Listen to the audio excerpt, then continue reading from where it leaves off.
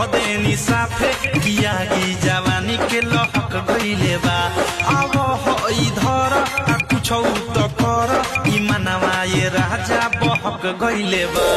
उलक ले जे हाफे तो कह देनी साफे किया की जवानी के लहक गईले बा